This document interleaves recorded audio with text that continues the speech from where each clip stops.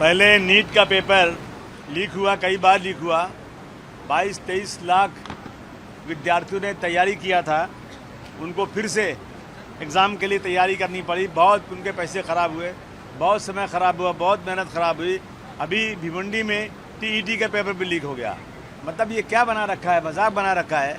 सरकार जो है बिल्कुल ध्यान नहीं है और जो है भ्रष्टाचार बढ़ता जा रहा है। मैं समझता हूँ कि लूट मची हुई है और आज जो है नौकरी दे नहीं सकते, बच्चे पढ़ना चाहते हैं वो पढ़ाई नहीं हो सकती। इस तरह की चीज़ें जो हो रही भारतवर्ष में, और राम मंदिर से जो है चाहवा चोरी हो गया। मैं समझता हूँ इस सरकार को तो अपनी जो है रिस्पॉन्सिबिलिटी लेते हुए इनको खुद जो है रिज़ाइन कर देना चाहिए और शर्म आना चाहिए इस सरकार को, जो अपने उनके राज्य में सारा काम जो है बिल्कुल भ्रष्टाचार, बेईमानी और लूट मची हुई है। सर, हमेशा ऐसी कुछ चीजें होती हैं तभी एक समिति को गठित किया जाता है, इस तरह का उत्तर दिया जाता है सरकार की। ये सिर्फ और सिर्फ आई वॉश है और समय बढ़ाने के लिए किसी को जवाब ना देना पड़े तो इस तरह समिति बना दी जाती है और जिम्मेदार छोटी मछलियों को किसी को बना दिया जाता है और जो रियल में जिम्मेदार होते हैं उनके साथ कुछ कार्रवाई होती नहीं है।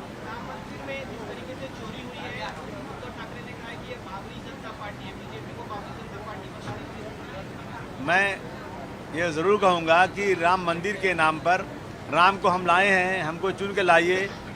राम के नाम पर इन्होंने देश के अंदर बहुत हंगामे किए और राम के सबसे ज़्यादा चाहने वाले, अपने आप को साबित करने वाले, राम मंदिर की चोरी हो रही है, वो भी रख रखाव नहीं रख देते तो मतलब इससे बड़ा मजाक और कुछ नहीं हो सकता है। बार बार पेपर लीक होने की वजह से जो पढ़ने वाले बच्चे उनकी मानसिकता पर बुरा असर होता है और ऐसे में वो आत्महत्या के लिए प्रवृत्त होते हैं। आप क्या?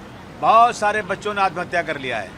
आप देख लीजिए, कॉकरोच पार्टी जो है कितने दिनों से बैठी हुई है इसी के ऊपर कि जो हमारे एजुकेशन मिनिस्टर है उनको इस्तीफा देना चाहिए, उनको जो है अपनी रिस्पॉन्सिबिलिटी को ख्याल करना चाहिए, परंतु सरकार की चमड़ी इतनी मोटी है कि सरकार कुछ सुनने को तैयार नहीं। धर्मेंद्र प्रधान को मतलब इनका पार्टी मतलब सपोर्ट कर रहे हैं, 100% सपोर्ट कर रहे हैं, सपोर्ट कर ही रहे हैं।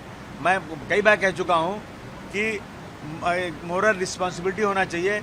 एक एग्जाम्पल हम कई बार दे चुके हैं कि लाल बहादुर शास्त्री जी की सरकार थी और रेलवे का एक्सीडेंट हुआ, वो मिनिस्टर थे, उन्होंने अपनी मोरल रिस्पॉन्सिबिलिटी लेते हुए इस्तीफा दिया। लेकिन ये सरकार जो है ना, इतनी हठधर्मी सरकार है, मोटी चमड़ी है कि ये लोग किसी को सुनने को तैयार नहीं। जनता पार्टी से सत्ता पक्ष से दौरे जो एमपी छोड़ के गए हैं उनके क्षेत्र में दौरे पे हैं, उद्धव ठाकरे क्या कहना चाहते हैं? क्या क्या उद्धव ठाकरे अब विजिट पे हैं, जो एमपी छोड़ के गए हैं उद्धव ठाकरे की पार्टी को, उनके क्षेत्र में है, किस तरह से देखते हैं? नहीं, अभी उद्धव ठाकरे जी का भी चेहरा सामने आ रहा है। मैं हमारी जो यहाँ युति हुई है उस युति में सेकुलर एक पार्टी के तहत वो थे, उन्होंने जाकर वो कहा हमारे सारे हिंदू भाइयों। ये क्या मतलब होता है? ये हर जगह हिंदुत्व की बात करेंगे। देश में हिंदू, मुस्लिम, सिख, ईसाई, पारसी सब हैं, सब वोटर हैं, लेकिन ये मेजॉरिटी को जिस तरह से उनकी आदत पहले थी वो उन्होंने फिर शुरू किया है। मैं समझता हूँ हम लोगों ने गलती किया था जो सेकुलर समझ के उनको वोट दिया था। माइनॉरिटीज ने उनको वोट दिए थे, उसके बाद जो एमपी चले गए हाँ, ये अफसोस की बात है ना कि ये सब एक ही थैले के चट्टे बट्टे हैं। ये जो है इलेक्शन के लिए आते हैं, यहाँ पर बातें करते हैं, बाद में उसी रास्ते पे चले जाते हैं। कांग्रेस जनता पार्टी की वजह से क्या सत्ता पक्ष की सीट हिलते नजर आ रही, क्या लगता है आपको? नहीं, लोगों को नहीं, आंदोलन तो होना ही चाहिए। मैं तो बार बार कहता हूँ कि डॉक्टर राम लोहिया ने कहा था कि अगर सड़क सुनसान हो जाएगी तो सांसद आवारा हो जाएगी, और सड़क सुनसान है, कोई सड़क उतरने को तैयार नहीं है और इसलिए लोग उतरे हैं, उनको सपोर्ट करना चाहिए। बनना ही चाहिए। अगर पेपर लीक हो रहा है तो सारे लोगों को जेल उठा के भेज देना चाहिए। ये क्या मतलब है? कमेटी बनाना, इंक्वायरी करना, ये सब ढकोसलेबाजी है। संजय मीना पाटिल ने जिस प्रकार से वक्तव्य पत्रकारों के लिए किया है, परंतु अभी तक उनके ऊपर में किसी प्रकार से कोई कार्रवाई करते हुए कोई दिखाई नहीं दे रहा। क्या उन्हें इस प्रकार से मतलब सपोर्ट किया जा रहा है? बार बार पत्रकारों के ऊपर में गलत भाषा नहीं, अभी तो मैंने सुना मंत्री बनाने की भी कोशिश हो रही है। ये अहंकार है, अहंकार सत्ता का अहंकार है और कुछ नहीं।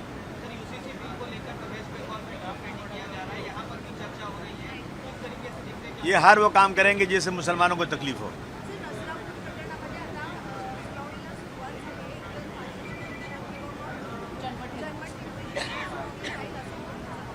नहीं, फिर से पूछिए, फिर से।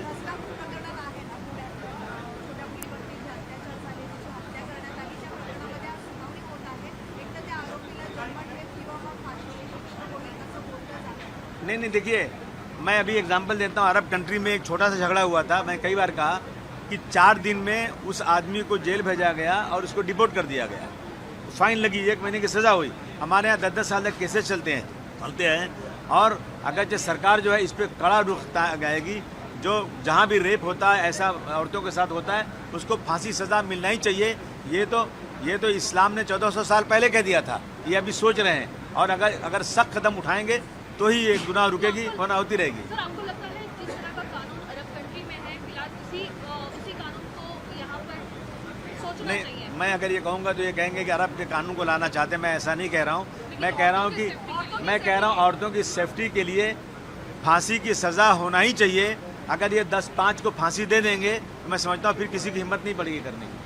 मुख्यमंत्री देवेंद्र फडणवीस का कहना है कि जहाँ पे नशे के केसेस ज़्यादा सामने आएंगे वहाँ की पीआई पे कार्रवाई की जाएगी। कि आपके क्षेत्र में जहाँ पे जहाँ पे कई सारे केसेस सामने आते हैं, क्या पीआई पे कार्रवाई होगी? होना ही चाहिए, होगी नहीं, हो तो नहीं रही। मैं कितनी बार एवं मैंने तो पीआई को रिश्वत लेते हुए हाथ में पैसे की फ़ोटो भी दिखाई है। हम देख रहे हैं रोज़ाना। हमने वहाँ पुलिस बीट नहीं है, पुलिस बीट बनाई, एक भी पुलिस वाला बीट पे बैठता नहीं है। और जब बोलते हैं तो कहते हैं कि हमारे पास पुलिस ही नहीं है। अगर पुलिस चाह जाए, सरकार चाह जाए, तो न किसी की हिम्मत नहीं कि नशा बेचे या नशा करे, लेकिन सरकार ढीली है इसमें। मुहर्रम के दिन जिस तरीके से 30,000 टैबलेट बेचे जा रहे थे, इस तरीके से क्या टारगेट किया? नहीं, ये बहुत ज़्यादा पूरी आने वाली कौम, आने वाले नौजवान जो हैं नशे में जा रहे हैं। देश के नौजवान, जो देश की आगे पीढ़ी है, वो बर्बाद हो रही है। लेकिन सरकारें इसके ऊपर जिस तरह से कदम उठाना चाहिए नहीं उठा रहे। इसके पहले भी मुख्यमंत्री ने कहा था हर पुलिस स्टेशन में अलग जोन बनेगा नशे के लिए, लेकिन आज तक मैंने देखा नहीं कोई नशे का जोन काम कर रहा है। नशा बहुत बढ़ रहा है। और सुनिए, मर्डर आज अभी मैं आ रहा था, अभी एक आदमी ने 2 लोगों को चाकू मार दिया। लड़की छेड़ने में झगड़ा हुआ, 2 को चाकू मार दिया अभी शिवाजी नगर पुलिस स्टेशन में। रोज़ाना लूट मार, मर्डर, रेप के केसेस हो रहे हैं, परंतु सरकार सोई हुई है। लॉ एंड ऑर्डर की सिचुएशन यहाँ बहुत ही ख़राब है। मुहर्रम एक त्योहार के दिन जिस तरीके से हो रहा है, मुंबई में जो फैयाज पकड़ा गया उसके पास से ये ऐसा कहा जा रहा है कि 15,000 टैबलेट बांटने वाला था, जिंक फॉस्फेट की जो चूहे मारने की दवा है, और ये बड़ी साजिश इसमें हो सकती है। आपको क्या लगता है? हाँ, साजिश ही है ना, जो इतना बांट रहा है और इस तरह की चीज़ें कर रही है, तो बड़ी साजिश। इसका इंक्वायरी होना चाहिए और सख्त सजा होना चाहिए। सर, उद्धव ठाकरे दौऱ्यावर आहेत आणि उद्धव ठाकरेंनी असं विधान केलेलं आहे, जर मराठी माणूस पंतप्रधान पदावर बसणार असेल तर सगळ्यांनी फोडाफोडीचं राजकारण बाजूला ठेवून त्याला पाठिंबा दिला पाहिजे। हमें ऐसा है कि जब कुर्सी खिसकती है तो सब याद आता है, और उन्हीं के साथ सत्ता में रहते हैं, और बाद में फिर जब एक अलायंस बनता है तो सबके साथ रहते हैं। उसके बाद जब लगता है कि इससे काम नहीं चलेगा तो फिर हिंदुत्व की बात करते हैं। ये घबराए हुए हैं और कुछ नहीं।